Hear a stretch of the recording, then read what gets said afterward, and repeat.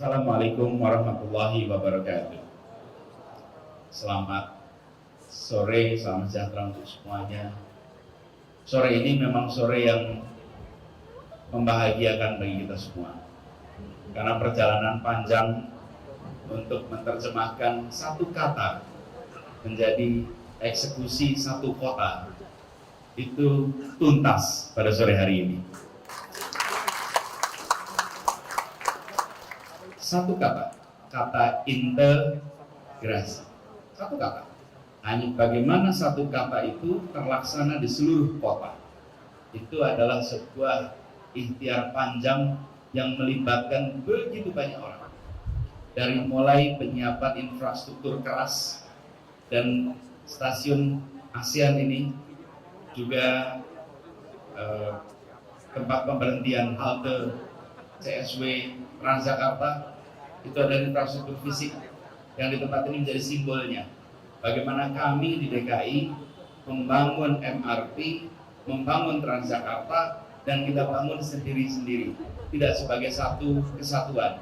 Alhamdulillah bangunan fisik itu sudah tuntas beberapa waktu yang lalu. Rute tersambungkan, ini simbolik tempat ini, karena berbeda dengan pengintegrasian lain yang tentunya di halte-halte. Kalau ini adalah sebuah effort hebat untuk bisa menyambungkan dua stasiun yang ketika perancangannya tidak dirancang sebagai satu kesatuan. Itu adalah satu ikhtiar luar biasa, itu fisiknya. Yang kedua, integrasi di dalam aspek pengelolaannya. Bagaimana begitu banyak operator yang selama ini bekerja antar operator dengan pelanggan langsung, sekarang operator dengan Pemprov, lalu pelanggan dengan Pemprov diintegrasikan. Pengelolaan itu prosesnya panjang. Waktu itu saya tanya pada Pak Kadisub, Pak Adriansa, berapa kali pertemuannya untuk menyepakati hitungannya. Jumlahnya 77 kali rapat untuk akhirnya ketemu kesepakatan. Waktunya lebih dari 6 bulan untuk akhirnya ketemu. Itu adalah penyambungan bagaimana pengelolaan jadi satu. Dan aspek integrasi yang ketiga adalah payment system. Ini prosesnya lebih panjang lagi, karena kita tidak mau hanya menyambungkan payment systemnya, tapi menggunakan teknologi terbaru untuk payment system itu. Account based ticketing. Account based ticketing. Jadi bukan sekedar kita bicara tentang integrasi sebagai kata yang kita semua paham, tapi dieksekusinya nggak komplit. Tidak, ini komplit. Perjalanannya panjang. Dan perjalanan panjang itu sekalian hari ini mencapai ujungnya secara tidak tanggung. Mengapa? Karena integrasi yang kita lakukan ini antar semua operator menjadi satu kesatuan. Tadi saya dengar dari Pak Dirut ITJ, Jaklingko, Pak Jaklingko, bahwa ini pertama kali di dunia terjadi integrasi seperti ini. Jadi Pak Kamal daftarkan ini di Guinness Book of Record, supaya tercatat di dunia Jakarta kota pertama yang melakukan pengintegrasian sampai sedetail itu. Nah, ditambah lagi di berbagai tempat sistem pembayarannya secara teknis menggunakan kartu, lalu naik kelas menggunakan QR code, menggunakan HP. Nah, Jakarta nggak mau cuma segitu. Jakarta tambah satu lagi, menggunakan face recognition. Lagi-lagi, ini pertama kali baru dilakukan di sini.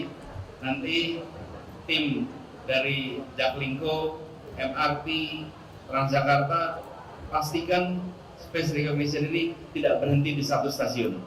Pastikan face recognition bisa berlaku di semua stasiun yang ada di Jakarta. Prosesnya tidak harus besok, tapi kita menuju ke sana. Supaya apa? Ibu sekalian, ketika kita melakukan perubahan, jangan menengok ke negara lain dan sama dengan mereka. Jangan. Kita menengok ke negara lain dan kita bilang kita harus lebih maju daripada negara lain. Jadi kalau kita menengok ke mereka dan mau sama, nanti pada saat kita berhasil sama, dia udah satu level lagi di atas kita. karena mereka pun melakukan perbaikan terus-menerus. Itulah sebabnya ketika kita membuat sebuah terobosan, ambil state of the art. Jangan hanya comparative study. Apa state of the art approach yang belum mereka laksanakan dan kita bisa laksanakan. Jadi Bapak sekalian saya hormati, hari ini sebuah hari yang sangat membahagiakan dan membanggakan. Karena satu kata bisa dilaksanakan di satu kota, namanya integrasi. Sebuah terobosan yang sekarang kita rasakan. Bapak sekalian, ini juga menandai sebuah pesan tentang continuity and change. Kenapa? Karena membangun public transport itu memerlukan kerja lintas waktu. Tidak bisa dikerjakan satu periode, lintas waktu. Dan MRT, kita ingat sejarahnya, dimulai dari ide ketika Pak Habibie. Dimulai waktu itu. Lalu Pak Gubernur Suryadi terlibat. Lalu kemudian Pak Gubernur Sutioso terlibat. Lalu Pak Foke yang mengusahakan diubahnya undang-undang. Dengan diubahnya undang-undang itu kemudian pembiayaannya bisa dilakukan sama-sama. Penandatanganan pembiayaan semua terjadi di periodenya Pak Foke. Walaupun Pak Foke tidak sempat menyaksikan groundbreaking-nya karena tugas beliau selesai. Kemudian masa Pak Jokowi, groundbreaking dilakukan. Konstruksi berjalan. Pak Jokowi, Pak Basuki, Pak Jarot, lalu di zaman saya masih ada konstruksi dan berujung kepada peresmian satu lane pertama, yaitu jalur MRT fase 1A. Tuntas tuh. Satu rangkaian. Dan sepanjang jalan ada continuity dan ada change. Begitu juga dengan Transjakarta. Transjakarta dimulai ketika Pak Sutioso mulai. Lihat coba berita hari itu. Berita hari-hari pertama Transjakarta diluncurkan. Yang namanya gubernur itu penuh dengan kritik. Alamatnya kritik sekota ini. Bagaimana jalan paling macet di Jakarta diambil jalurnya untuk kendaraan umum. Ketika itu dilakukan, kita semua orang belajar sejarah. Jangan pernah takut tentang apa yang ditulis hari ini, tapi perhatikan apa yang ditulis masa depan oleh para sejarawan. Jangan takut. Yang ditulis hari ini mencerminkan potret hari ini. Yang ditulis sejarawan mencerminkan potret lintas waktu. Sebuah perubahan membutuhkan waktu untuk pembuktian. Waktu membuktikan atas kebenaran sebuah langkah. Nah, ini semua hari ini kita lengkapkan. Karena kemarin kita masih jalan sendiri-sendiri. Hari ini dituntaskan bahwa kerja panjang, terobosan-terobosan yang dilakukan selama beberapa tahun ini, 5 tahun ini kita lakukan namanya pengintegrasian. Dan saya bersyukur bahwa saya menyaksikan pengintegrasian di ujung masa tugas saya di Jakarta, persis 1 minggu sebelum selesai. Ada kerja hard engineering yang itu membutuhkan kerja para insinyur yang luar biasa. Ada kerja yang melibatkan pakar manajemen yang terkait dengan manajemennya, dari mulai strategic management sampai technical management. Ada kerja yang melibatkan para ahli keuangan yang memastikan ini sinkron dan masuk hitungannya. Lalu ada pekerjaan para akuntan yang memastikan ini berjalan semuanya dengan baik dan benar. Betapa lintas profesi terlibat dalam sebuah proyek ini. Jadi Bapak sekalian, di balik satu kata ada ribuan orang yang bekerja. Di balik sebuah ide ada ribuan orang yang mengeksekusi. Dan alhamdulillah proyek panjang ini hari ini menemui akhirnya. Untuk siapa ini semua dikerjakan? Untuk warga Jakarta. Kita menginginkan warga Jakarta merasakan transportasi umum yang nyaman, yang terjangkau. Terjangkau harganya, terjangkau jaraknya. Dari tempat akan berangkat menuju tempat tujuan akhir, keterjangkauan itu sampai. Dan ketika ini kita kerjakan di masyarakat Jakarta secara jangka panjang, kita akan membuat kota kita kompetitif secara global. Mengapa kompetitif secara global? Bapak sekalian, jangan tempatkan Jakarta sebagai kota dengan perbandingan kota-kota lain di Indonesia. Bandingkan Jakarta dengan kota-kota besar lainnya di Asia Tenggara, di Asia, dan mungkin belahan dunia. Mengapa ini kita harus lakukan seperti ini? Begini Bu sekalian, Jakarta akan menjadi pusat perekonomian Indonesia. Sudah, kita berharap makin kuat. Kita membutuhkan kegiatan perekonomian yang berjalan efisien, efektif. Itu sebabnya mengapa kendaraan umum jadi penting. Karena kendaraan umum memberikan kepastian. Kendaraan umum bukan menghilangkan kemacetan, tapi kendaraan umum memberikan kepastian waktu, kepastian biaya, dan kenyamanan dalam perjalanan. Itulah kendaraan umum. Kota Tokyo yang kendaraan umumnya sudah sangat maju, kalau ditanya tingkat kemacetannya, dia tingkat kemacetannya nomor 17 sedunia. Lebih macet daripada kita. Tapi kalau lihat transportasi umumnya sangat maju. Tetapi mereka yang menggunakan kendaraan umum, dia tahu persis dari titik A ke titik B berapa lama jaraknya. Yang kedua, tahu berapa besar biayanya. Yang ketiga, banyak yang bisa dikerjakan sepanjang jalan. Sama dengan naik MRT fase 1A ini. Dari Lebak Bulus sampai ke Bundaran HI, begitu naik tahu persis berapa menit sampai ke sana, berapa biayanya, dan apa yang bisa dikerjakan sepanjang jalan. Kalau naik kendaraan pribadi, satu, tidak tahu berapa lama akan sampai, boleh lihat peta, mudah-mudahan sesuai dengan peta. Yang kedua, dia tidak tahu berapa biayanya, tergantung tingkat keborosan kendaraan yang dia gunakan. Yang ketiga, selama perjalanan dia tidak bisa melakukan kegiatan apapun kecuali mengemudikan kendaraan pribadinya. Jadi kendaraan umum membuat kegiatan perekonomian produktivitasnya meningkat. Produktivitasnya meningkat, itulah sebabnya mengapa sebuah kota global yang mengandalkan aktivitas bisnis membutuhkan transportasi umum yang masif, yang maju, yang membuat seluruh kegiatan mobilitas penduduk terfasilitasi. Jadi Bapak Ibu sekalian saya hormati, yang kita lakukan hari ini itu adalah sebuah peristiwa yang bersejarah. Karena ini akan punya dampak yang luar biasa ke depannya. Dan tadi saya sempat tanya Pak Amal, beliau menceritakan bahwa yang melakukan konsep seperti kita itu baru ada 4 kota di dunia. 1 London, 2 Hong Kong, 3 Singapura, dan yang keempat adalah Jakarta. So we are the first 4 in the world. 4 pertama di dunia.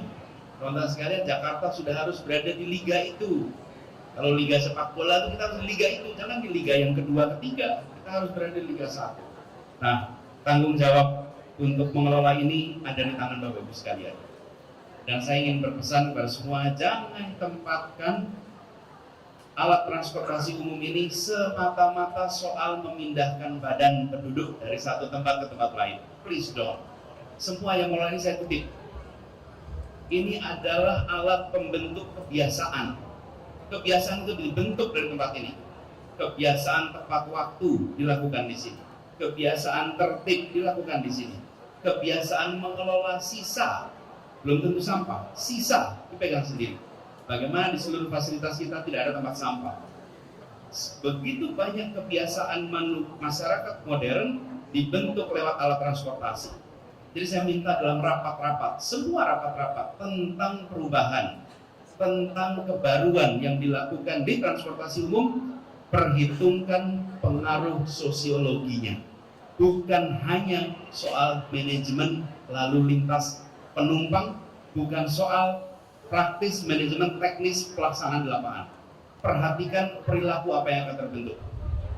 Kalau di dalam kajian ilmu sosial itu namanya new institutionalism. Bagaimana institusi dibuat untuk mengubah perilaku, dan itu harus terjadi di tempat ini. Lalu apalagi yang kita penting, Bapak sekalian, Jakarta adalah kota yang penduduknya luar biasa bervariasi. Semua unsur di Republik ini terwakili, semua unsur. Dan alat transportasi umum di Jakarta adalah equalizer, pemberi perasaan kesetaraan. Karena di kendaraan umum itulah kita merasa setara, tidak ada perbedaan. Sama seperti kalau kita masuk ke rumah ibadah. Masuk rumah ibadah itu tidak ada pangkat tinggi rendah, semua bisa duduk di paling depan, semua bisa, kalau masjid soft paling depan, tidak ada itu pangkat jabatan. Nah, kita ingin kendaraan umum di Jakarta menjadi fasilitator integrasi sosial masyarakat, lintas apapun juga, sehingga kalau naik kendaraan umum kita akan merasa setara. Dan mudah-mudahan kalau begitu nanti misalnya di MRT sendiri atau di Jaklingko, di Transjakarta, antara direksi dengan office boy kendaraannya sama, tapi ketika kita pakai kendaraan pribadi pasti beda. Yang CEO, yang direktur pakai kendaraannya X, yang office boy kendaraannya Y, gapnya luas sekali dan tidak pernah ketemu di jalan. Tidak ada pertemuan di jalan antar gap itu. Tapi begitu ada kendaraan umum, maka kendaraan umum menjadi pemersatu perasaan kesetaraan. Jadi Bapak Ibu sekalian, saya titip pada semuanya, ke depan change akan terus dilakukan, dan teruslah membuat change, teruslah membuat masalah, titik, teruslah membuat masalah. Masalah itu apa? Tinggikan ekspektasi, tinggikan harapan, sehingga kenyataan menjadi masalah, selisihnya jadi masalah. Makin tinggi harapan kita, makin muncul masalah baru. Jangan berhenti melakukan inovasi, jangan berhenti melakukan perbandingan. Dan bila ada yang melakukan terobosan terbaru, cek bisakah kita melampaui terobosan itu.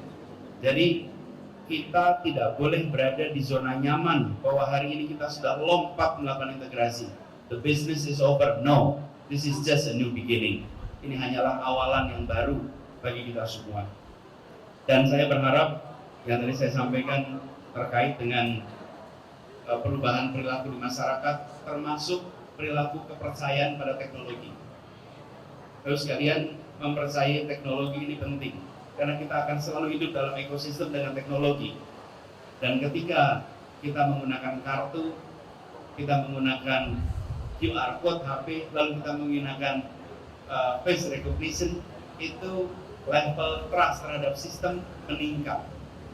Yang kartu dibandingkan yang QR code dibandingkan dengan facial recognition. Begitu sampai facial recognition, dan itu biasa bisa disebut you have complete trust to the system.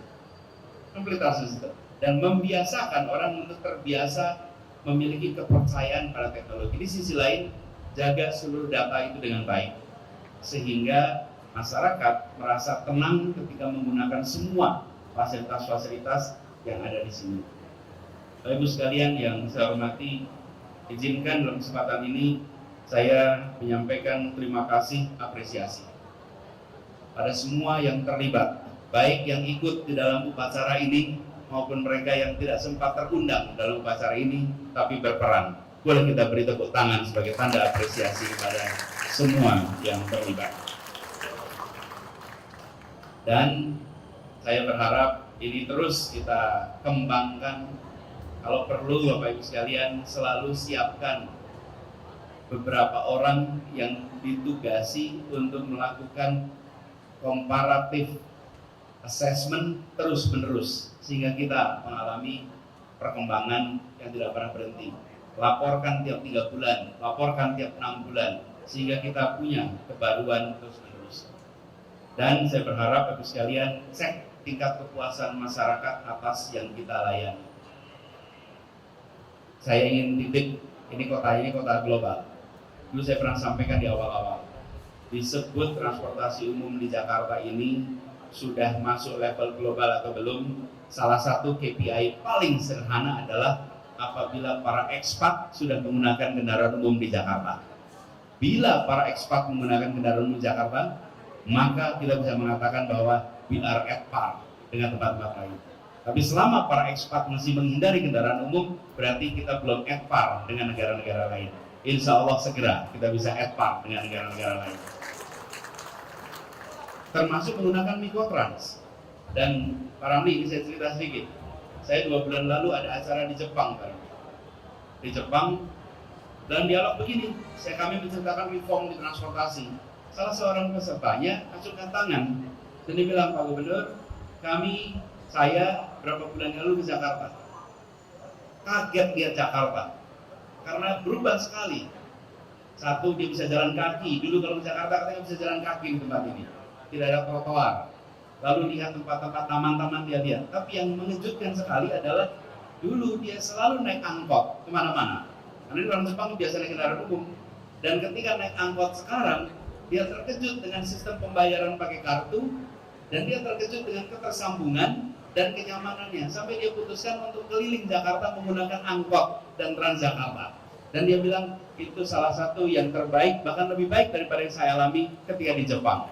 Nah, yang begini-begini nih Pak yang kita butuhkan. Kalau masyarakat kita puas, satisfaction is a function of expectation. If your expectation is low, satisfaction is easy. But if your expectation is high, satisfaction is demanding. Nah, kita jangan cari yang ekspektasinya rendah untuk menjadi puas, tapi cari yang ekspektasinya tinggi. Dan disitulah sebabnya mengapa kita tantang diri kita sendiri untuk mengajak komunitas internasional di Jakarta menggunakan kendaraan umum.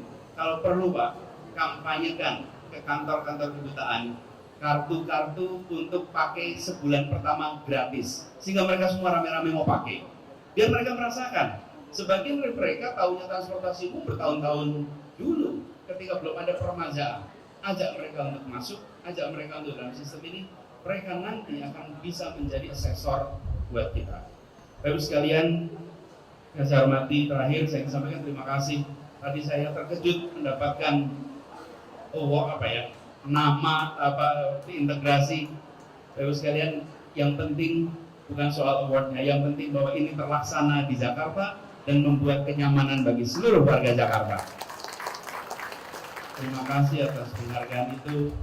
Semoga ini menjadi bagian dari continuity change yang terus-menerus kita lakukan. Kita hormati yang pernah dikerjakan dulu, kita beri kredit pada semua yang telah bekerja di masa lalu, sambil kita bekerja untuk membuat lebih baik di masa kini dan masa depan. Izinkan saya mengakhiri sambutan kami pada sore hari ini dengan secara resmi meluncurkan implementasi tarif integrasi Jaklingko ini. Dengan mengucap Bismillahirrahmanirrahim, pada hari ini Jumat 7 Oktober 2022, implementasi tarif integrasi Jaklingko dan peluncuran Mikrotrans AC secara resmi dinyatakan tuntas. Terima kasih, kurang lebih mohon dimaafkan. Assalamualaikum warahmatullahi wabarakatuh. Bapak Syafruddin, selaku Kepala Dinas Perhubungan akan memberikan kenang-kenangan kepada Bapak Anies Baswedan. Kamu persilahkan.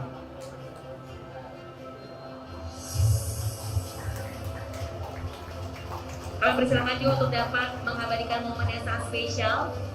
Dan hari ini juga Bapak Anies Baswedan menjadi Bapak Integrasi Transportasi Jakarta.